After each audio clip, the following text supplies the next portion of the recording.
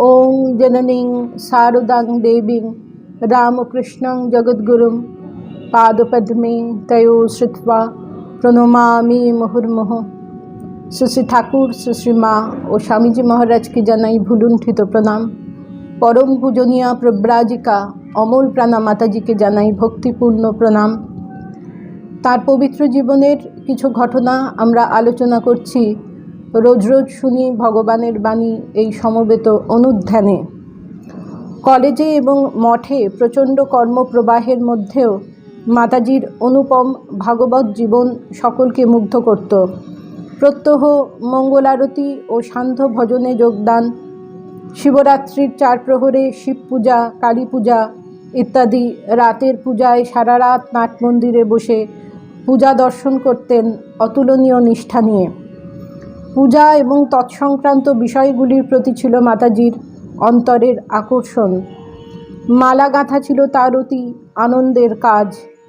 নানান ফুল তুলে সুন্দর সুন্দর মালা অল্প সময়ে গেঁথে দিতেন। বিদ্যা ভবনে থাকাকালীন প্রৌঢ় বয়সেও বিশেষ বিশেষ তিথিতে মন্দিরে পূজা করার ইচ্ছা জ্ঞাপন করে সবিনয় সন্ন্যাসিনীদের বলতেন, তোমরাই সবসময় পুজো করো, কিন্তু কিছু মনে করো না, অমুক দিন আমি পুজো করব। তার ভক্তি সকলকে অভিভূত করত। পুজোর উপকরণ কম বা মনোমতো নয় বলে কখনো অভিযোগ করতেন না। যা দেওয়া হতো তাই দিয়েই পুজো সারতেন। ভাবই ছিল তার কাছে প্রধান। সামান্যতম অবসর পেলেও তিনি অতি নিষ্ঠা ভরে পরিপাটি করে ঠাকুর ঘরের কাজগুলি করতেন। মন্দিরে ঠাকুর সেবা করতে গিয়ে আনুষঙ্গিক কাজগুলিও, বাসন মাজা ইত্যাদি দ্রুত সেরে ফেলতেন, কেউ টের পাওয়ার আগেই। তার পাদচারণা যেমন নিঃশব্দ ছিল, তেমনই নীরব ছিল কাজকর্ম। তিনি বাসন মাজলে বাসনের সামান্য শব্দ পাওয়া যায় না ভেবে সকলে বিস্মিত হতেন। ভারতের বিভিন্ন অংশে নতুন নতুন কেন্দ্র স্থাপনের দিন তিনি বিশেষ পূজা করেছেন। কলেজে সরস্বতী পূজায় তিনি তন্ত্রধারক হতেন। বহু বছর ধরে জীবনের প্রায় শেষ পর্যন্ত প্রতিটি তিথি পুজোর দিন মঠে, গর্ভমন্দিরে ঠাকুরমা স্বামীজি ও বানেশ্বরজিকে মাতাজি অর্ঘ্য দিতেন, ফুল দিয়ে সাজাতেন অতি যত্নে। কোনো অসুস্থতা বা কোনো শারীরিক অসুবিধাই তাকে এ কাজ থেকে বিরত করতে পারেনি। স্বামীজি, রাজা মহারাজ, মহাপুরুষ মহারাজ এবং শরৎ মহারাজকে তাদের তিথি পুজোর দিন সকালে নাট মন্দিরে ব্রেকফাস্ট নিবেদন করা হয়। সেই দিনগুলিতে টেবিলের একপাশে তন্ময় হয়ে বসে মাতাজি যেভাবে ভোগ নিবেদন করতেন বা যে মগ্নতায় কফি ঢেলে দিতেন তা ছিল দেখার মতো। একবার স্বামীজির তিথি পুজোয় তাকে ব্রেকফাস্ট নিবেদনের পর চা ও কফি নিবেদন করা হয়েছে। এমন সময় কফির প্লেট থেকে হঠাৎই চিনি দেওয়ার চামচটি লাফ দিয়ে টেবিলে পড়ে যায়। উপস্থিত সবাই আওয়াজে চমকে ওঠেন। কেউই বুঝতে পারেন না কারো হাত না লেগেও কিভাবে চামচটি পড়ে গেল।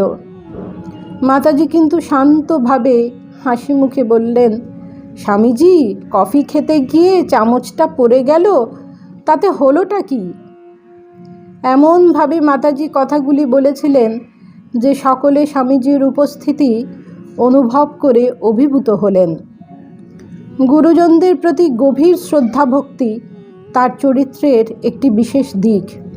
তিনি উচ্চ পদে আসীন ছিলেন আজীবন, কিন্তু সামান্য বড়োর প্রতিও তার অত্যন্ত বিনীত আচরণ সকলকে মুগ্ধ করত। তাদের সম্মান দেওয়া, তাদের অনুমতি নিয়ে কাজ করা, যে কোনো বিশেষ কাজে তাদের জানানো, কোথাও যাওয়ার আগে ও ফেরার পরে দেখা করা, তার কাছ থেকে এসব ছিল শেখার মতো। প্রায় 70 বছর বয়সে কলেজ থেকে মঠে এসে তিনি সেখানকার দৈনন্দিন কার্যক্রমের সঙ্গে সুন্দরভাবে নিজেকে মানিয়ে নিয়েছিলেন। প্রাচীনতমা থেকে নবাগতা পর্যন্ত সকলের প্রতি ছিল তার সমদৃষ্টি।